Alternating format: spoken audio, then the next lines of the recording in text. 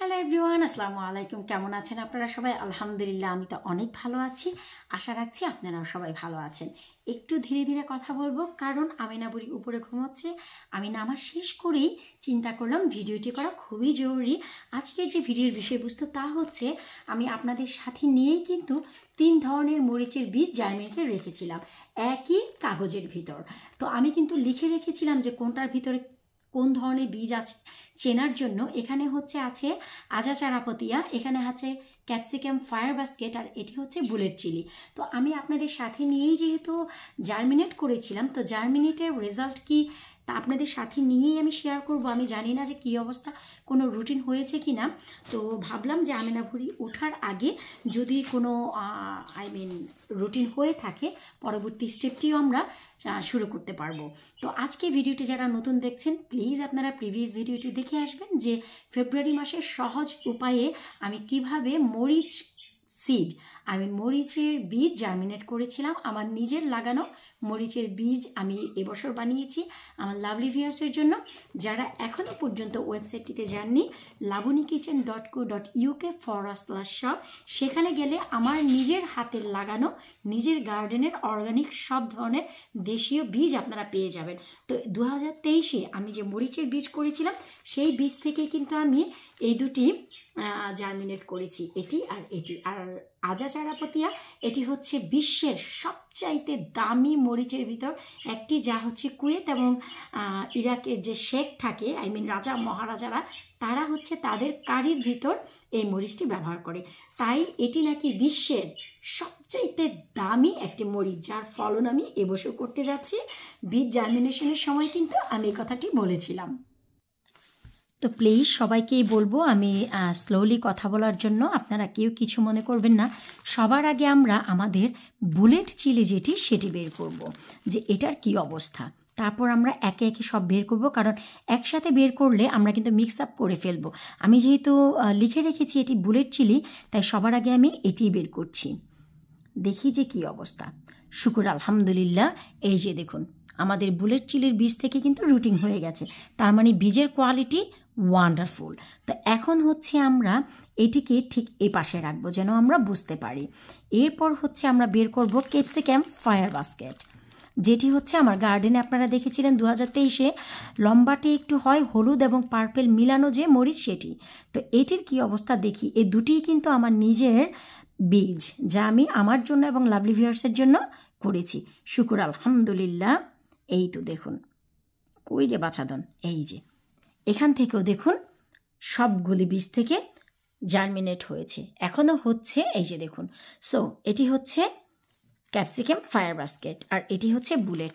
এরপর আজা চারাপতি, এটা আমার ইভে থেকে বীজটি কিনা। তো এইটার কোয়ালিটি আমি জানি না, কখনো করিনি। This is the first time in my life. আমার লাইফে আমি প্রথম এই মরিচটি করতে যাচ্ছি, যেহেতু সবাই বলে বিশ্বের সবচাইতে দামি মরিচ। তো এই যে দেখুন, একই সাথে বীজ রাখার পর এটা থেকে এখনো পর্যন্ত কিন্তু কোনো রুটিন হয়নি। তো এটা আবার back to the same position. এখন আমাদের এই যে জায়গা, এখানে আর আমরা কোনো কিছু রাখবো না, কারণ জানি যে শুধু আজা চারাপতি এইটি ছাড়া বাকি সবগুলোতে রুটিন হয়ে গেছে। এবার আমি একটি পটে অনেকগুলো মরিচের বীজ না করে এইরকম সিডিং সেল যেগুলো আছে সেগুলো নিয়েছি। এখানে 1 2 3 আর 1 2 3 4 5 15টি সেল রয়েছে। তো শুরুতেই আমি এখানে বুলেট যে চিলি সেইগুলো দিয়ে দিচ্ছি। আমি একটি সেলে 2টি করে দিচ্ছি, কারণ আমি চাচ্ছি না যে অনেক বেশি মরিচের ফলন আমি করব, আমি খুব সামান্য করব। তো সামান্য যেন আমার সবগুলো মরিচের বীজ যেন আমার একটি ট্রেতে হয়ে যায়, ঠিক তেমনভাবেই আমি করছি। এই যে ফার্স্ট যে সেল, এই সেলে কিন্তু আমি দিয়ে দিচ্ছি বুলেট চিলি। এই যে দেখুন, বুলেট চিলি দিয়ে দিচ্ছি। তো এভাবে করে আমি সবগুলো চিলি দিয়ে দিচ্ছি। আর সিঙ্গেল একটি রয়ে গেছে, এই একটি আমি একটি ঘরে দিয়ে দিচ্ছি শুধু। এরপর আমি পার্মানেন্ট মার্কার দিয়ে লিখে রাখছি বি। এতে আমি বুঝতে পারবো যে এই যে প্রথম রো এটি হচ্ছে বুলেট চিলি এবং সেকেন্ড যে রো এটি হচ্ছে বুলেট চিলি। এই জন্য আমি মিডলে লিখেছি যেন এই দুটি আমার বুলেট চিলি হয়। এবং 3 নম্বরে আমি এই যে CA লিখে দিলাম, তার মানে এখান থেকে শুরু হবে ক্যাপসিকাম ফায়ার বাস্কেট। এখন বলতে পারেন যে এত আদিক্ষেতার দরকারটা কি, লিখে রাখা এইটা সেইটা। আসলে কি, আমরা যারা অলওয়েজ গার্ডেন করি তাদের কথা আলাদা। আমি 2013 থেকে গার্ডেনিং করি, আলহামদুলিল্লাহ এই যে 2023 পর্যন্ত 10 বছর করেছি। সো আমার যে একটি অভিজ্ঞতা আছে, আমি কিন্তু আমার অভিজ্ঞতাটি শেয়ার করব। আর আমি অনেক কিছু শিখে ফেলেছি।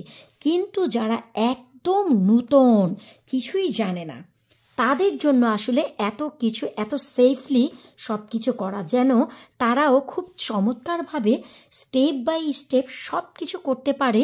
তারা যদি একটু ভুল করে ফেলে তাহলে কিন্তু যা হবে, সামারটি চলে গেলে তারা কিন্তু আর কিছুই পাবে না। এই জন্য আমি স্টেপ বাই স্টেপ সব কিছুই বলে দিচ্ছি। এই জিনিসটি দেওয়ার পর নিশ্চয়ই আপনাদের মনে আছে, এখন আমরা ব্যবহার করব খাবারের কফি। কেন ব্যবহার করব এটি নিশ্চয়ই আমার প্রিভিয়াস যে ভিডিও বেগুনের সিডিং যখন আমি করেছিলাম, বেগুন গাছের বেগুন বীজের যখন রুটিন হয়েছিল, তখন যখন আমি পটে দিয়েছিলাম তখন কিন্তু আমি এক্সপ্লেন করে দিয়েছিলাম যে কেন আপনারা এটি করবেন। তো তার জন্য এই কফি মোস্ট ইম্পর্ট্যান্ট। এরপর খুবই আলতো করে আপনাদের এই যে সিডগুলো ঢেকে দিতে হবে। একটু নিশ্চয়ই নোটিস করেছেন যে আমি এই ঘরে কিন্তু কোনো সিড দেইনি, কারণ আমার যতটুকু বুলেট চিলি ছিল তা কিন্তু এখানে চলে এসেছে। এই কয়েকটি ঘরেই হয়ে গেছে। আর তারপরের থেকে ক্যাপসিকাম ফায়ার বাস্কেট।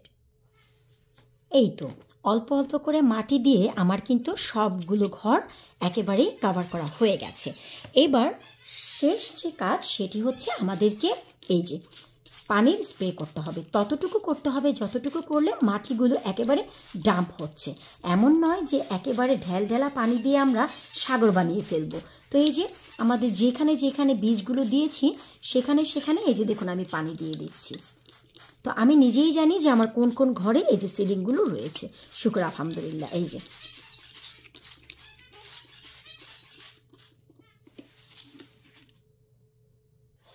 এখনও যেহেতু অধিক মাত্রার অনেক বেশি ঠান্ডা, তাই এই যে আমার ট্রেটি, এটিকে আমি একটি গ্রিন হাউসের মতো বানিয়ে দিচ্ছি।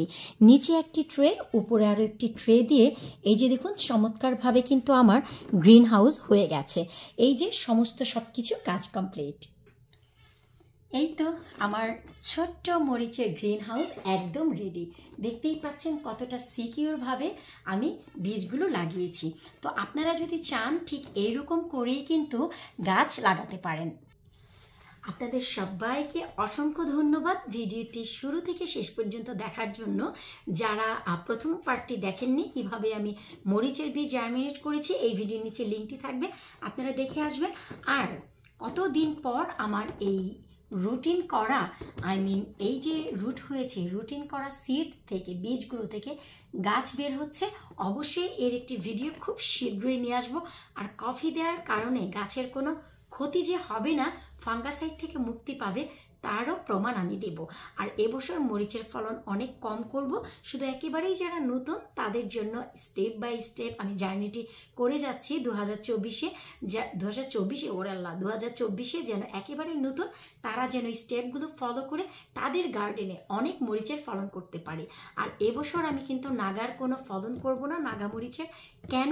তার একটি ভিডিও ও আল্লাহ, আমি না বলি ঘুম তো, তাই একেবারে হাত পা কাঁপছে, কখন উঠে যায়। ওই যে আমার মা পাখির ক্যামেরা নিয়েই কিন্তু আমি বসেছি।